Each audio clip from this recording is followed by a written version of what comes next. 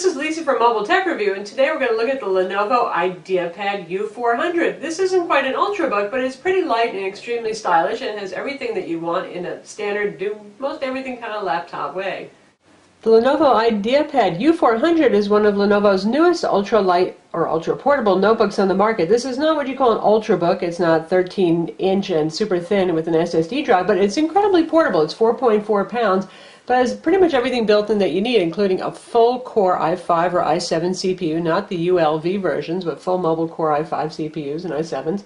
It's got an optical drive, and it has switchable graphics as well. It's a 14-inch glossy display, your usual 1366 by 768 resolution. It sells for about $900. You know, Lenovo always has some kind of discounts going on their website, and that's typically the price for the Core i5 version with the switchable graphics and a 750 gig hard drive. You can get hard drives up to a terabyte in size, and even SSDs if you want with this too. You get an incredibly stylish notebook. This carries over the U260 and the U300S that we looked at.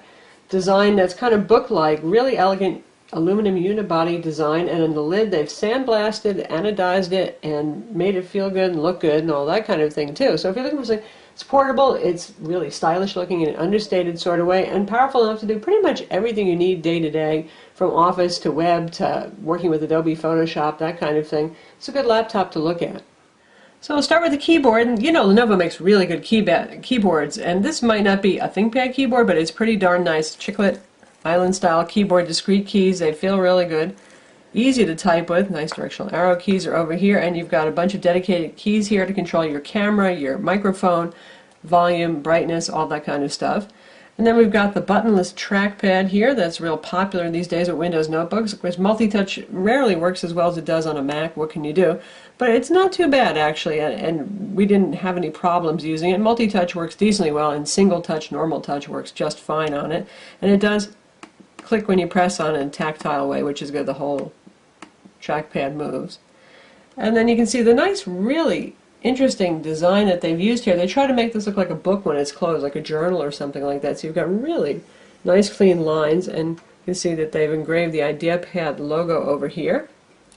And back here that you can't see it, much like the MacBook Pro again, there's actually a vent. The air intake is back here, and the air exhausts out the side of the notebook.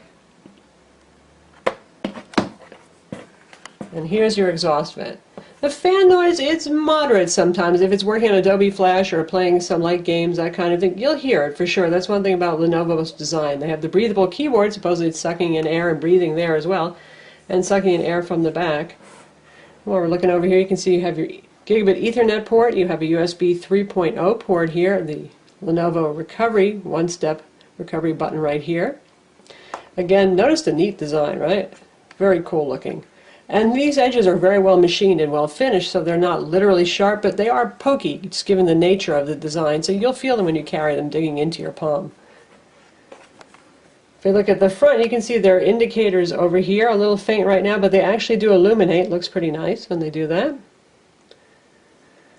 And on this side, we've got a slot loading optical drive. Awesome. For those of you who are just driven crazy by having to carry around an external optical drive, but you want a relatively light notebook, well, this one is what you're looking for. Full-size HDMI port right here, 2 more USB ports. Your combo mic headphone jack port is here. When we take a look at the bottom, you can see the finish does show fingerprints, but it also cleans up real easy. I've already gotten fingerprints on here. We've got the rubber feet, and just a plain back. No vents, nothing blowing at your lap. It does get a little warm on the bottom over here. The keyboard and wrist rest area do not get hot. If you look at the lid here, this is the gray model. This is pretty much the color that you get right now. No wild clementine orange available yet, like with the U260. Nice clean look again. Lenovo logo there. And from the back hinge view, a very clean hinge design, really nice. And no matter how you open up, it's pretty hard to see the vents that are hiding. They line that whole area inside here, though. There are vents to take air in. And up top here we have the 1.3 megapixel webcam. And inside we've got an Intel Core i5. And you can see right here it's the 2430 running at 2.4 gigahertz. And we have 6 gigs of RAM and 8 is the maximum for this notebook. It has Intel Wi-Fi 802.11bgn, and it comes with Bluetooth as well, standard. No upcharge for that. And Lenovo used to like to upcharge in the past, which was kind of annoying. As you saw from the bottom, there is no way to remove the battery. It's one of those sealed inside kind of designs, and it's a 4-cell battery. Lenovo claims up to 7 hours of usage time. I would give it more like 5.5 in our test with average use. If you're streaming a whole lot of video, well, you're going to get shorter run times on that, but with average use, including office work, looking at a couple of YouTube videos, surfing the web, that kind of thing, we manage about 5.5 with brightness set at about 50%. Speaking of brightness, the panel is reasonably bright, not super duper bright. It's a TN panel. It's a glossy 14-inch display. It's pretty sharp. It's nice looking. It's not, ooh, ah, wow, kind of great though. But then again, for $900, you only get so much. Reasonably good enough panel. And viewing angles are fairly good on it. The notebook has switchable graphics. That means it switches between Intel HD 3000 graphics and AMD Radeon HD 6470M graphics. It has a gig of dedicated graphics memory on it, and that's a mid-rangey kind of graphics card. It's not going to be for you guys who want to play Crysis 2 and that kind of thing, but it's good enough for Left 4 Dead 2 or some older RTS games, casual games, that kind of stuff. And if you want to keep your settings low, you can really stretch it and play a couple of more 3D demanding titles on it, but don't expect this to be a gaming notebook. However, the graphics acceleration does help with that HDMI port out if you're going to stream video on this guy, or if you want to use Photoshop, Illustrator, that kind of thing. It works really well. No problems with that. And you can see the Windows Experience scores here, which are pretty solid. The lowest score is the desktop performance for Aero, and the gaming graphics score is actually quite good on this. And this has a conventional hard drive, so it's not going to blow any speed records for the hard drive. It is available with 7200 or 5400 RPM drives. Again, the standard is 750 gigs. You can go up to a terabyte, or you can get an SSD drive if you want, which really would help speed things some more. PC Mark Vantage, and that's a pretty good score. It's certainly there with the category average for a 14-inch, generally speaking, usually bigger and heavier machine, or a 15-inch machine. And it really is a lot of power in 4.4 pounds and relatively portable. Now, it's not quite as portable as the Lenovo U400S, which is their Ultrabook, and we'll show you what they look like together right now. So we got the U400S up top, and that guy weighs about 3 pounds, and you can see it's a whole heck of a lot thinner, and it has a smaller footprint because this is a 13.3-inch versus the 14-inch. Of course, with the Ultrabook, what you're giving up is the internal optical drive, and you're going down to ULV Intel Core i CPUs, which are less powerful than the full mobile CPU used in the 14-inch. But you can definitely see the design similarity here, and Lenovo's really got a good synergy going with this line. They all just look part of the same mold. And there, we've got the side view up close for you so you can see the difference in thickness.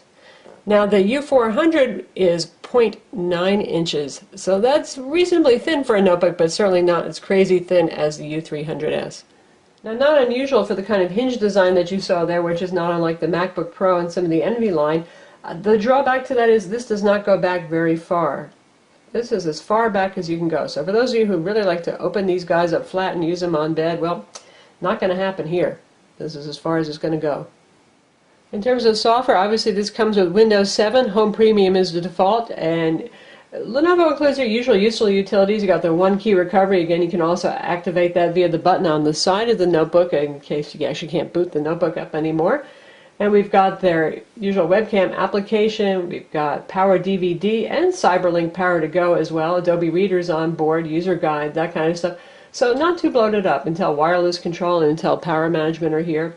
So generally a pleasant experience and not a whole lot of junk that you're going to want to uninstall. They do include Google Chrome web browser and the Google toolbar for IE as well.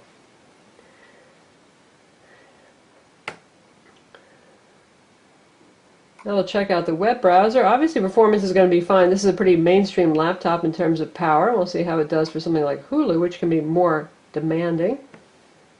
So now we're playing Hulu full screen at 480p, and it's playing beautifully, very smooth. And you can hear the speakers. We're one short of maximum now. The speakers are pretty good on this. It does have Dolby audio. As notebooks go, sounds not bad. We've actually had this clip running for about 5 minutes now, and the fan is not roaring yet, so that's a good sign. So that's Hulu on the Lenovo U400. So that's the Lenovo IdeaPad U400. It's available now. Again, it's around $900 with the Core i5 and the switchable graphics. Built-in optical drive, conventional hard drive inside, Wi-Fi, Bluetooth, and 6 gigs of RAM are standard right now for that price. And it's really a great machine, all-around, all-purpose machine for those folks who are looking for something that's more portable. At 4.4 pounds, it's certainly very portable, and the durable aluminum design is also good for folks who are rugged and on the go, and not to mention it has great looks, a whole lot of style. This is also great for those of you who are captivated by ultrabooks, but you need that internal optical drive. You want a full Core i5 or i7 CPU inside. This has more power. Obviously, the optical drive is there. It's a more all-purpose useful machine, and it costs a bit less still than ultrabooks too. I'm Lisa from Mobile Tech Review. Visit our website for the full review of Lenovo IdeaPad U400, and don't forget to subscribe to our YouTube channel.